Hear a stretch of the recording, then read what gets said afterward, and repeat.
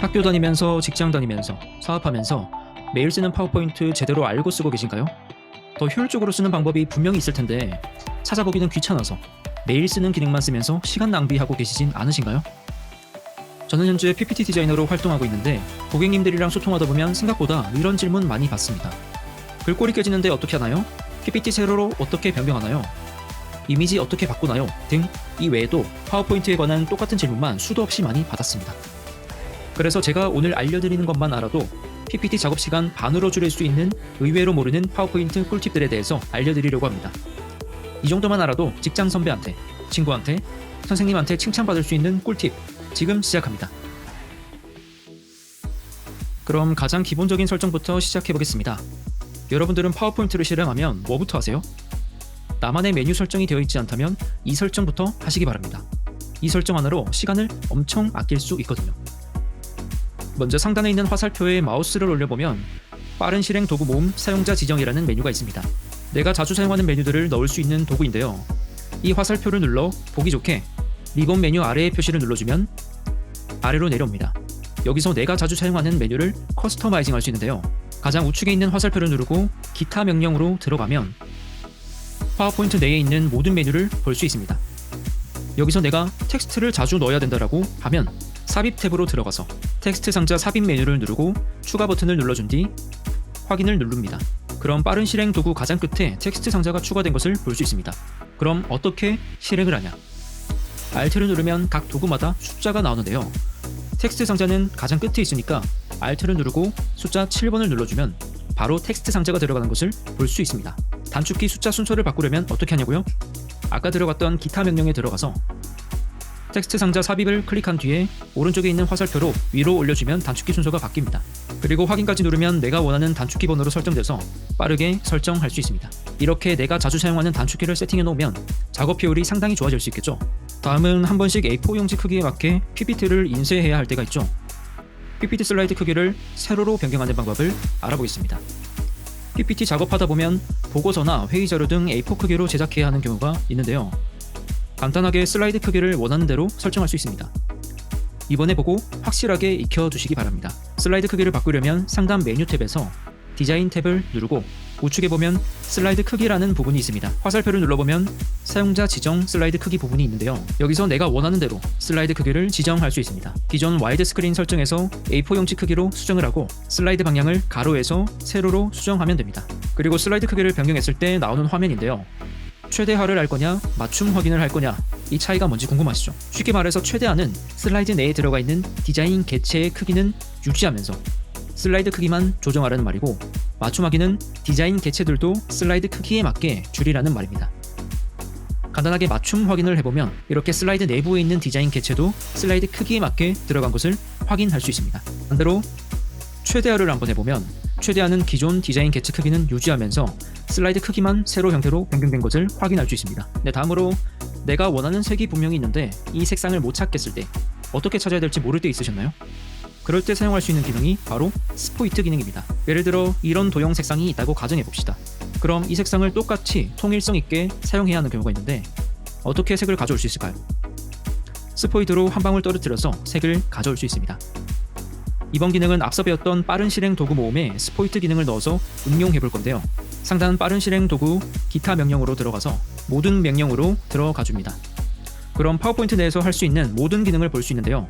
쭉 내려서 스포이트를 찾아보겠습니다. 그럼 스포이트 중에서도 채우기 스포이트가 도형이나 그림, 사진의 색을 동일하게 가질 수 있는 그런 기능입니다. 추가하고 확인까지 눌러주면 빠른 실행 도구에 추가된 것을 확인할 수 있습니다. 그럼 색상을 변경할 도형 먼저 클릭하고 Alt를 누르고 스포이트가 설정되어 있는 단축키 번호를 누르면 지금은 7번이죠. 7번을 누르면 마우스가 스포이트 모양으로 바뀌는데요. 그럼 원하는 색상이 있는 도형을 클릭하면 똑같이 색깔이 변하는 것을 볼 수 있습니다. 이렇게 빠른 실행 도구 단축키로 설정을 하고 스포이트 기능을 활용하면 빠른 색 작업이 가능합니다. 다만 텍스트 개체는 이 스포이트 기능 말고 텍스트 색상 채우기 스포이트 단축키를 활용하면 글자도 동일하게 색을 변경할 수 있으니 참고하세요. 다음은 PPT 작업하면서 알고 있으면 좋은 단축키 모음 빠르고 간단하게 알려드리겠습니다. 먼저 글자를 크게, 작게 할 수 있는 단축키인데요. 컨트롤을 누른 채로 백스페이스 키보드 밑에 있는 괄호 버튼을 누르면 텍스트 크기를 빠르게 조정할 수 있습니다. 도형이나 텍스트 등을 그룹으로 묶어놓고 싶으면 모두 선택한 뒤에 컨트롤 G를 누르면 그룹이 됩니다. 다시 그룹을 해제하려면 컨트롤 Shift G를 누르면 그룹이 해제되는 것을 볼 수 있습니다. 그리고 특정 작업을 반복해서 하고 싶으면 F4번을 누르면 되는데요. 예를 들어 도형이나 텍스트 등 개체를 일정 간격으로 복사하고 싶다면 하나를 복사한 뒤에 F4번을 계속 누르면 이전 작업이 동일하게 반복이 되는 것을 볼 수 있습니다. 그리고 단축키는 아닌데 다른 PPT 파일에서 이미지나 텍스트 같은 것들을 불러올 때 색상이나 디자인 자체가 변경됐던 적 있으신가요? 그럴 때 원본 서식을 유지하면서 불러올 수 있는데요. 예를 들어서 이 슬라이드를 기존 PPT 파일에 불러오고 싶다라고 하면 슬라이드를 누른 채로 컨트롤 C 누르고 기존 PPT 파일로 가서 슬라이드를 누른 채로 컨트롤 V를 누르면 이런 식으로 복사가 되는데요. 근데 아까 봤을 때는 뒤에 배경 색상이 들어가 있는 것을 볼 수 있죠. 기존 서식을 그대로 복사하고 싶다면 그냥 컨트롤 V로 복사하지 마시고 마우스 우클릭을 누른 뒤에 원본 서식 유지라는 기능이 있습니다. 이 기능은 기존 디자인이나 크기, 효과 등을 이 슬라이드 그대로 가져오겠다는 말인데요. 한번 해보면 기존 슬라이드 그대로 복사해온 것을 볼 수 있습니다. 다른 PPT 파일 작업하다가 옮겨야 될 때 이런 복사 기능을 활용해서 합치면 가능합니다. 이제 글꼴 및 텍스트 관련해서 종합적으로 한번 설명해 드려 볼게요. PPT 작업하다 보면 다양한 폰트 필요하잖아요. 근데 폰트 파일을 다운로드 받고 하나하나 설치하고 계시나요? 이제는 이렇게 해보세요. 폰트 파일을 모두 선택한 다음에 마우스 우클릭을 하면 설치 버튼이 있습니다. 이걸 눌러주면 내가 원하는 폰트 한 번에 설치할 수 있습니다. 간단하죠? 그리고 PPT 내에서 글꼴 전체 바꾸는 방법 아시나요? 작업하다 보면 특정 글꼴을 한 번에 다 수정을 해야 되는데 언제 하나하나씩 다 수정하고 있습니까?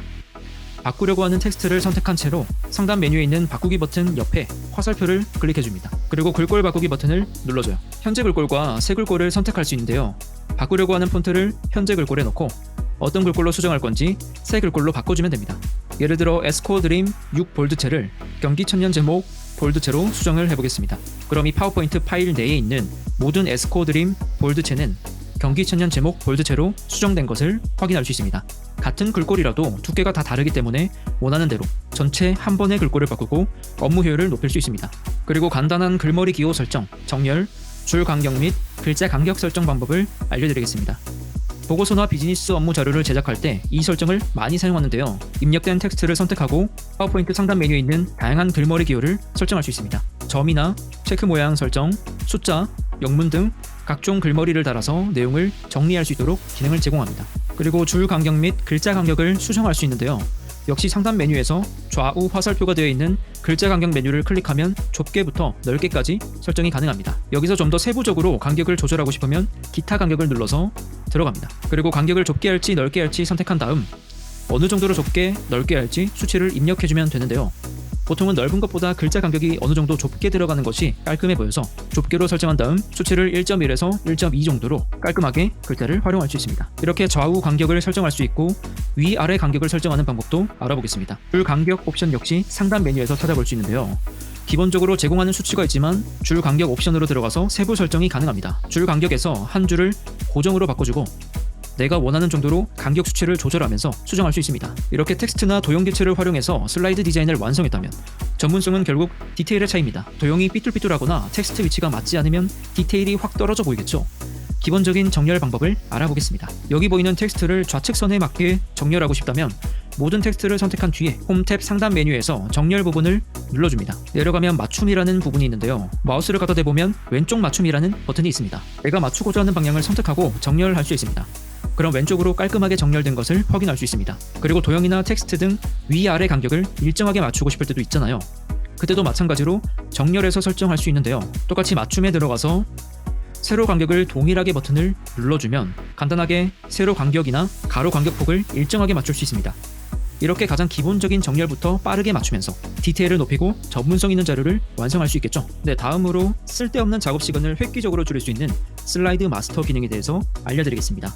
PPT 슬라이드에서 똑같은 위치나 모든 슬라이드에 들어가는 어떤 개체가 있다면 모든 슬라이드에 수작업으로 넣으실 건가요? 이런 경우에 슬라이드 마스터를 활용해서 특정 개체나 이미지 틀을 만들어서 자주 사용하는 레이아웃을 지정할 수 있습니다.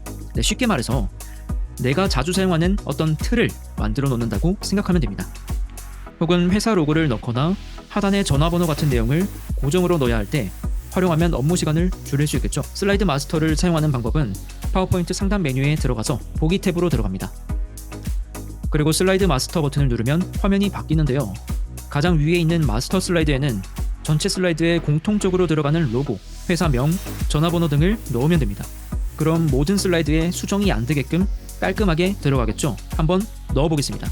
예를 들어서 디자인 시트키 로고를 이 부분에 넣고 마스터 보기 닫기를 눌러서 원래 슬라이드에 들어가 보면 모든 슬라이드에 디자인 시트키 로고가 들어가 있는 것을 확인할 수 있습니다.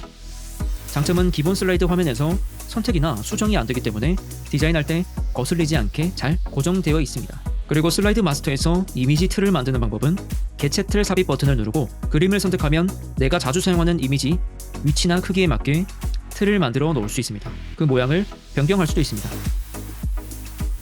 그럼 이것도 잘 설정됐는지 확인해 봐야겠죠.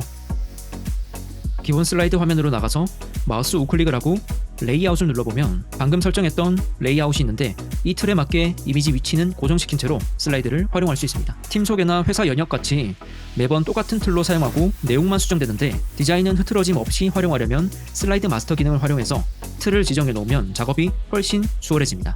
자, 이제 작업을 다 했으면 저장을 해야겠죠. 생각보다 글꼴 포함해서 저장하는 방법 제대로 모르는 분들 많으세요. 만약 어떤 폰트를 사용했는데 실제 발표 장소에 가서 파일을 열어보니까 글자가 다 깨져 있으면 멘탈 무너지겠죠. 그럴 때 필요한 기능이 글꼴을 포함해서 저장하는 기능입니다. PPT 디자인 작업을 모두 마치고 난 뒤에 상단 메뉴에서 파일로 들어간 뒤에 옵션을 눌러줍니다. 그리고 저장 부분으로 가서 조금만 내려보면 파일에 글꼴 포함이라는 기능을 체크할 수 있는데요. 여기서도 두 개로 나뉩니다. PPT에 사용한 문자만 저장할 건지 모든 문자를 포함시킬 건지 나뉘는데요. 쉽게 말해서 수정이나 편집을 안 할 거면 내가 쓴 문자만 저장하는 거고 편집을 할 수도 있으면 그 폰트에 있는 모든 문자를 저장하는 건데요. 모든 문자를 저장하면 파일 용량이 커지겠죠. 컴퓨터 성능이 안 좋으면 PPT 실행 시에 렉이 걸릴 수는 있습니다. 근데 좀 더 수정할 수도 있고 변수를 줄이려면 모든 문자 포함을 체크해놓고 저장하는 게 마음은 더 편합니다. 그리고 중요한 발표라면 폰트 파일까지 USB에 같이 담아서 가는 센스까지 있으시면 더 좋겠죠. 결국 전문성은 디테일에서 차이가 나는데 이런 변수까지 줄일 수 있어야 실수 없이 더 전문적인 발표가 가능합니다. 그리고 PPT 파일은 PDF 문서나 JPG 그림 파일, 동영상으로도 저장할 수 있습니다. 단축키는 F12를 눌러보시면 파일 형식을 선택해서 내보낼 수 있습니다. 혹은 상단 메뉴에서 파일로 들어가서 내보내기를 누르면 파일 형식을 내가 원하는 대로 지정해서 내보낼 수 있으니 참고해보시면 되겠습니다. 네, 지금까지 PPT를 만들 때 알아두면 시간 단축하고 업무 효율을 높일 수 있는 내용들에 대해서 알아봤는데요. 도형 하나하나 배치하고 이미지 찾아서 넣고 하는 거 귀찮잖아요. 근데 이렇게 열심히 만들었는데 막상 결과물을 보면 퀄리티가 낮아 보일 때 있으시죠? 저도 학생 때부터 시작해서 직장 다닐 때 지금까지도 PPT를 만들면서 분명 열심히 만들었는데 다 만들고 보니 디자인이 난감할 때가 많았습니다. 그래서 일단 PPT를 무조건 만들어야 되긴 한데 어떻게 하면 빠르게 만들면서도 어느 정도 퀄리티는 있게 제작할 수 있을까에 대한 고민을 많이 했습니다.